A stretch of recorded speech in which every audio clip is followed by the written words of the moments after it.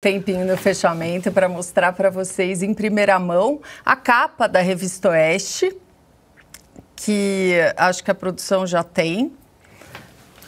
Que é vamos lá, um produção, herói. vamos jogar aí. Um herói do Brasil. O policial Patrick Bastos Reis, da PM de São Paulo, foi assassinado com um tiro no peito, cumprindo seu dever em defesa da lei e da população. Em vez de apoiar a Polícia Paulista, o governo federal ficou a favor dos criminosos. Está, cada vez mais, em guerra contra a sociedade brasileira. A reportagem foi escrita por ninguém menos que Silvio Navarro. E como vocês vão falar bastante sobre esse tema aqui, eu vou mostrar outros assuntos para vocês em primeira mão aqui. O Dagomir Marquesi, ele escreveu uma reportagem muito legal mostrando por que o Elon Musk resolveu trocar uma das marcas mais conhecidas do mundo, o passarinho azul do Twitter, pelo X, pelo X. Então ele fala, é uma história curiosa, eu não vou contar aqui para você ler na Oeste, mas ele tem essa mania com o X. Aqui no Brasil não deu muito certo, né, com o Ike. É verdade. Mas lá tá Mas eu dando. confesso pra você, Branca, que eu ainda fico meio perdido aqui quando eu pego o celular. Eu fico procurando passarinho. Isso quando você não abre as abas, aí só fica o X, dá a impressão que você tá vendo coisa errada na internet. Aí já é a cabeça do Flávio Morgan. A cabeça minha não, Isso virou não meme. acontece comigo, tá? Só quero dizer que eu sinto falta aqui do passarinho azul pra achar, é mais fácil. Às vezes eu abro o Facebook sem querer, porque é o azul, né? Então, o Carlo Cauti, nosso repórter especial de economia, mostrou numa reportagem sobre o aparelhamento que está acontecendo na Petrobras de novo. Então, ele fala que a Petrobras está seguindo um caminho, assim, que são 3 etapas, que é o que marcou os governos petistas do passado, que é o quê? A manutenção de preços artificialmente baixos, planos de investimentos mirabolantes e o aparelhamento político. Então, ele fala, os números ainda não mostram isso, mas vai aparecer em breve. A roubalheira ainda não tá nos... Não é não tá entre esse tripé, entre essa base, mas você já tem o caminho que a gente já sabe onde vai dar, né? Por exemplo, no governo Dilma, a Petrobras era a 7ª maior empresa do planeta e, no final, acabou como a companhia petrolífera mais endividada do mundo. E para encerrar, eu vou citar um artigo da Spiked. Não sei se todo mundo que está nos assistindo sabe, mas nós somos o único meio de comunicação que traduz os artigos da Spiked, que são fenomenais, eu acho, todos. E esse fala sobre o Kevin Spacey, que foi absolvido das acusações de abuso sexual que ele sofreu. E assim, eu dei um Google antes do programa e eu vi que a repercussão aqui no Brasil, os veículos deram a matéria, mas deram com destaque assim, é uma matéria de um tamanho pequeno, e um texto só. Não teve nenhum décimo da repercussão que houve quando ele foi acusado de abuso sexual de diversos atores, né, em Hollywood. Então, eu queria destacar esses 3 textos. Né? Por que será, né? Porque é muito mais fácil apontar o dedo, né? Principalmente a turma da lacração, né? E ele perdeu vários papéis, foi escanteado em Hollywood, então, e agora ele fala, né? A Hollywood vai trazer ele de volta ou vai mantê-lo no ostracismo, né? Perfeito. Branca, muito obrigado. Bom fechamento para você. Obrigada. Até quinta que vem. Bom programa para todos. Muito obrigado. É isso, pessoal. Vamos colocar a capa de novo, então, aí na sua tela. A capa que acabou de ficar pronta. A nossa homenagem, né? talvez um dos raríssimos, o único, não sei se tem mais alguém a homenagear esse herói do Brasil, que é o soldado Patrick Reis, ele que morreu alvejado aí por um tiro, né?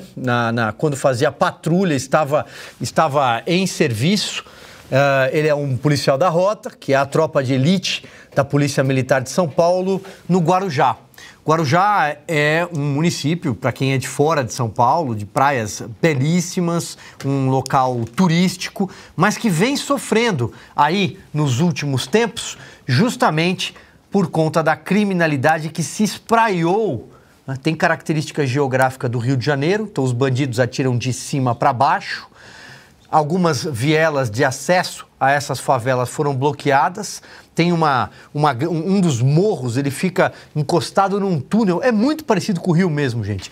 Encostado num túnel, então quando há engarrafamento de carros, especialmente em feriados, os arrastões são muito frequentes. E é claro, o crime organizado se instalou lá.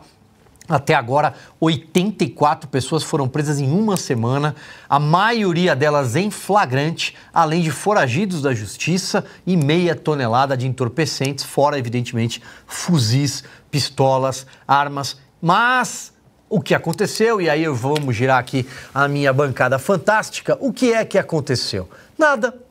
Ninguém ouviu uma autoridade federal. A OAB não apareceu, o Ministério Público não apareceu, nenhum movimento apareceu, os jornais tradicionais, a velha mídia, não noticiou. Né? Morreu um policial, morreu um pai de família que deixou um filho de 3 anos, uma família enlutada, a mulher dele, que também é policial. Morreu alguém que estava fardado, a farda é a lei, não existe local onde a polícia não possa entrar. Do contrário, a gente sabe o que é que acontece em outros estados, principalmente no nosso vizinho Rio de Janeiro.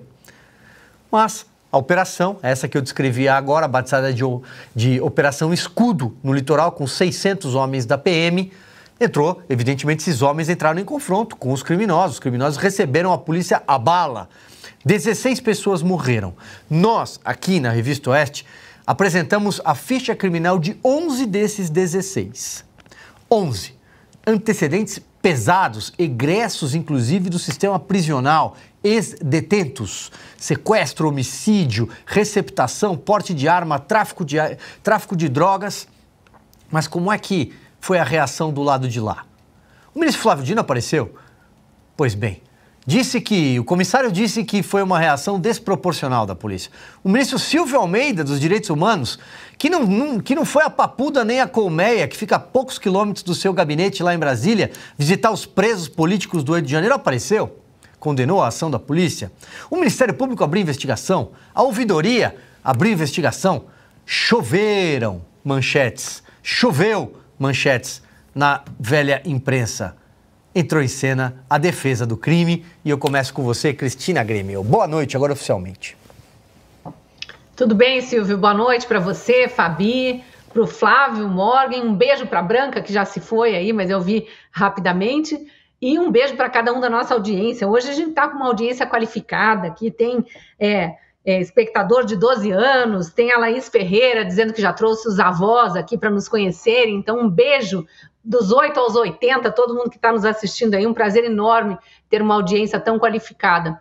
Olha, corajosa essa capa da Revista Oeste, mais uma vez, né, pelo subtítulo, e belíssima a homenagem a esse policial militar jovem. E eu te falo aqui, Silvio, eu já podia ter filho de 30 anos, os meus filhos são um pouco mais jovens, mas me doeu como se fosse mãe desse rapaz, sabe? Jovens vestindo farda, portando armas, encarando bandidos para proteger a sociedade. Tem uma outra moça que levou 4 tiros nas costas, a gente soube pelo secretário de Segurança de São Paulo, capitão Derrite, naquele embate com a Sâmia Bonfim.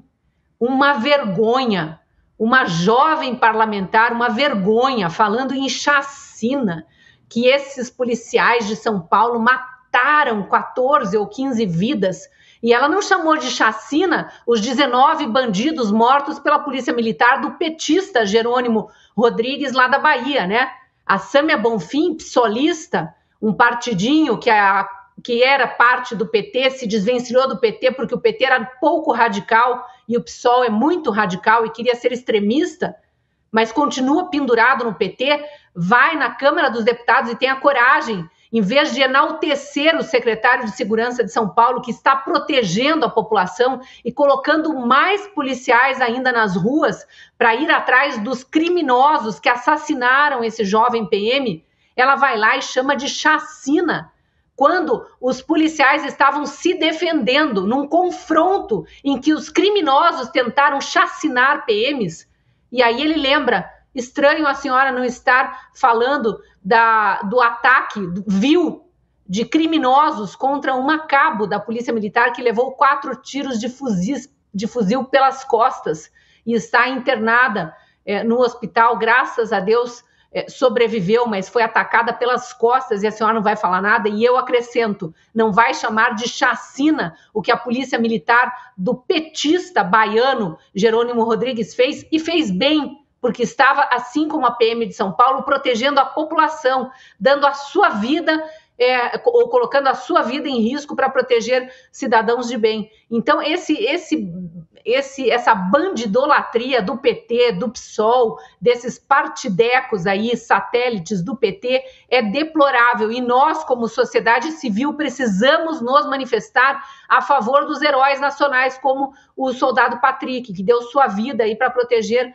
pessoas. Infelizmente, precisou dar a sua vida, mas com certeza salvou muitas outras vidas, trabalhando ali em prol da segurança pública. Então, parabéns para a Revista Oeste por essa capa corajosa, parabéns pelo Patrick, toda a nossa solidariedade à família, ao filho de 3 anos, à esposa, que ficam nessa dor da perda, que só quem viveu uma perda sabe o que é, mas quem vive uma perda dessas tão precoce vive o resto da vida com essa dor, então é muito difícil superar. E nossos parabéns para a Polícia Militar de São Paulo e para as outras polícias civis que se solidarizaram. Eu tenho muito orgulho, viu, Silvio, de dizer que a Polícia Militar do Paraná, assim como a de Santa Catarina e a do Rio Grande do Sul, todo o sul do país, se juntaram à PM de São Paulo nessa operação, nessa mega operação contra bandidos que amedrontam a população na Baixada Santista. É verdade, até porque se for aguardar, esperar alguma coisa do Ministério da Justiça e Segurança Pública, eles não vão mandar reforço. O ministro entra sem escolta e sem nenhum símbolo da polícia no meio da tarde, numa das favelas mais perigosas do Rio de Janeiro. Ele vai dizer que não precisa de polícia. Passando então a bola para Fabi, a Barroso do Bem. Boa noite, quero te ouvir. Tá sem áudio. O áudio, Fabi. O áudio estava fechado. Perdão. Boa noite, Silvio. Boa noite, Flávio. Boa noite, Cris. E boa noite a todos, né, da nossa audiência. Essa questão aí, a gente viu essa semana, primeiro a mídia, né, de uma forma muito hipócrita, cobrindo. E se o Dino fosse mandar alguma coisa, é capaz de ele mandar uma intervenção federal nos moldes do artigo 142, né? Aí sim, aí pode, né? Intervenção federal para atrapalhar o governador Tarcísio. Isso que eu estou falando, não estou falando porque quero lacrar ou fazer uma frase de efeito. Não, mas eu tenho certeza que isso é algo pensado, né, pelo Flávio Dino para atrapalhar o combate ao crime.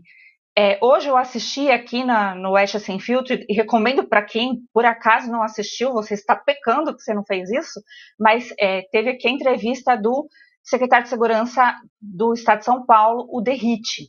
E ele explicou muito bem, explicando os pormenores disso tudo, né, como que as pessoas estão tratando, principalmente essa mídia esquerdista, essa mídia militante, essa mídia antiga, que está tratando como se não fosse um fato verdadeiro de que uma viatura da Rota entrou num lugar ali de comunidade e levou tiros, né? E aí a entrevista foi muito boa porque ele explica, era esse ponto que eu queria colocar. É um ponto muito complicado e muito sensível para a população de uma forma geral, porque ele abrange tanto segurança pública quanto a saúde pública. São 2 temas muito ligados e que todo brasileiro sente isso na pele todos os dias.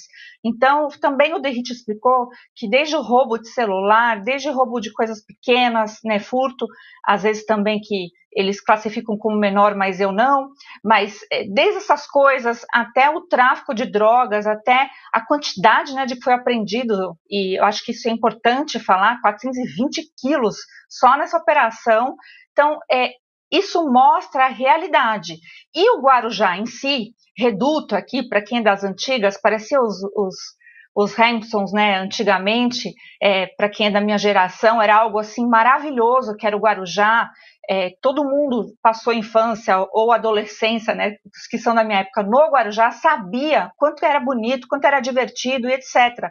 E o Guarujá estava sequestrado pelo crime organizado. Então eu fico feliz e quero aqui enaltecer o governo de São Paulo, Derrite, e também aí o governador do estado do Paraná, como diz a Cris, que também forneceu esse know-how, essa ajuda aí, que está fazendo essa tal da muralha paulista, que o Derrite também explicou, e tentando devolver para a população um território, que é a Baixada Santista como um todo, e que essa operação não vai acabar. Então aí eu faço a minha fala direcionada à família, porventura, se estiver ouvindo, né, do Patrick.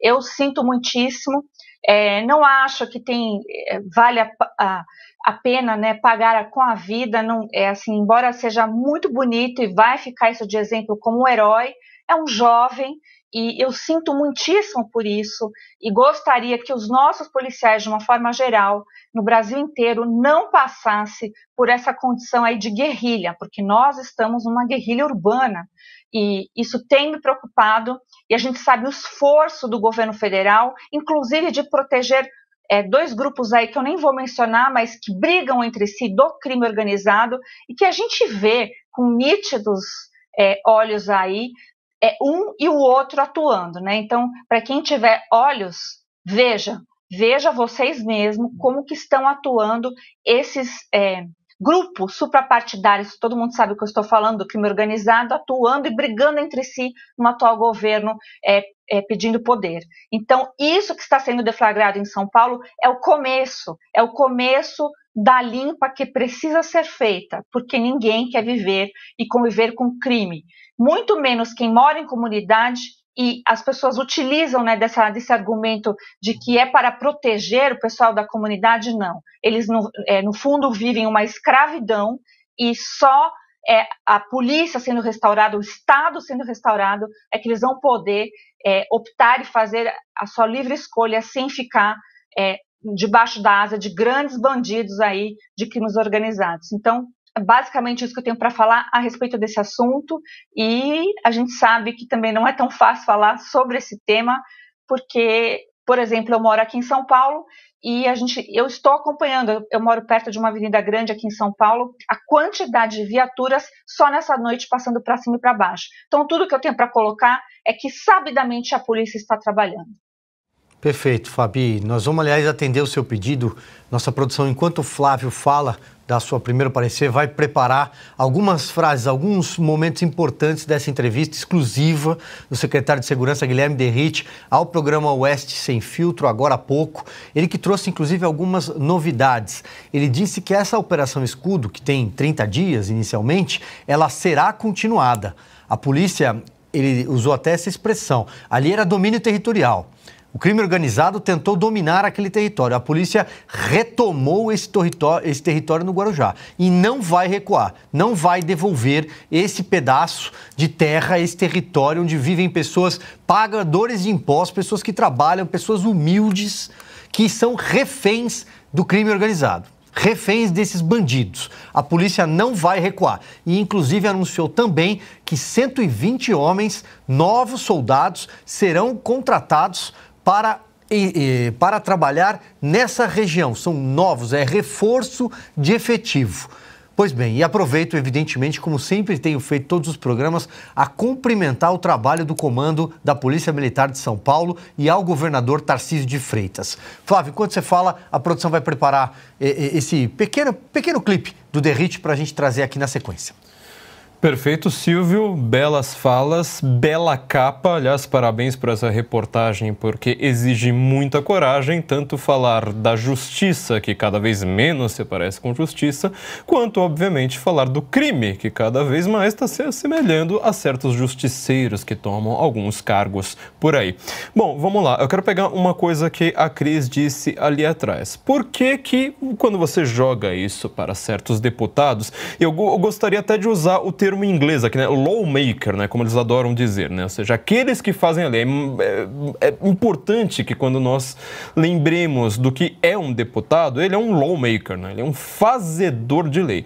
Porque quando você joga na cara de certos deputados, ora, aconteceu uma chacina na Bahia. Você consegue chamá-la de chacina?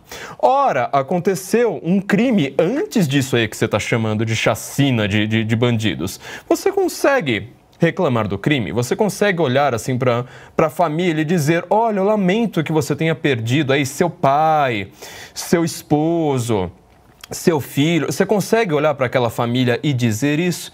Essas pessoas não conseguem. Isso, para mim, é uma das coisas mais estranhas do mundo. Por quê? Se não foi você que cometeu o crime, qual a dificuldade de você ter compaixão com alguém? Se não foi você que tem qualquer relação com essa criminalidade à solta, qual a dificuldade em dizer, ora, eu lamento muito que uma fatalidade tão horrenda como essa tenha ocorrido? Não te parece uma coisa assim meio, ora, tem alguma coisa além do que simplesmente o não reconhecimento, do que um coração frio, do que uma falta de empatia pelas pessoas sobre as quais você está impondo as suas leis, tiradas da sua cabeça? Isso é o resultado da ideologia, ou seja, essas pessoas, não importando o que elas pensem, elas têm uma ideologia que necessariamente precisa dessa malha fria da sociedade, que é a bandidagem impune. Tá? E aí a gente vai chegando no segundo ponto. O Brasil é um dos países que mais tem o coitadismo penal como um fulcro, ou seja, tudo aquilo que é pensado nas altas esferas da justiça é baseado no coitadismo penal. Lembra-se daquele ministro, ex-ministro, o Joaquim Barbosa, que falava em direito achado na rua, né? Uma expressão que ficou famosa na década passada? Lembre-se de quantas pessoas falam nas grandes faculdades, né, a respeito de abolicionismo penal. Ora, não podemos ter prisões de jeito nenhum. Tem também o direito penal mínimo, que inclusive tem uma versão muito boa, né? Até a professora Janaína Pascoal o preconiza, mas também há o direito penal mínimo, né, na ideia de falar assim, olha, só se o crime for horrendo, por exemplo, você for de direita, aí sim vale cadeia. Agora, se você for estuprador, se você é sequestrador, se você esquarteja pai de família, não, gente, isso aí, cadeia não serve pra nada, porque essas pessoas não vão se ressocializar. Temos de colocá-la nas ruas, porque assim essa pessoa vai estar livre para, não sei, né, onde já se viu punir qualquer tipo de pessoa. Esse coitadismo penal, para mim, ele tem um lado muito ruim. É só você ler os grandes teóricos e filósofos que eu preconizo. Pega um texto como Sobre a Violência, do Walter Benjamin.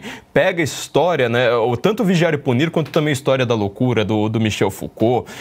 Pega qualquer coitadismo penal aí que você pense nas faculdades de Direito Penal e você vai perceber uma conclusão que está lá no finalzinho de todos os livros dele. Ora, nós precisamos do assaltante, nós precisamos do sequestrador, mas aquelas pessoas que ousem discordar do nosso poder, aí tem cadeia. Aí tem cadeia e nos modelos mais tirânicos possíveis. Então, todo o coitadismo penal e laxismo penal com os crimes bárbaros de sangue, você pode ver que ele sempre vem acompanhado de uma política extremamente draconiana, com uma velhinha aposentada que resolva vestir uma camiseta do Brasil e dizer, eu sou uma patriota. É isso que nós estamos vendo no Brasil hoje.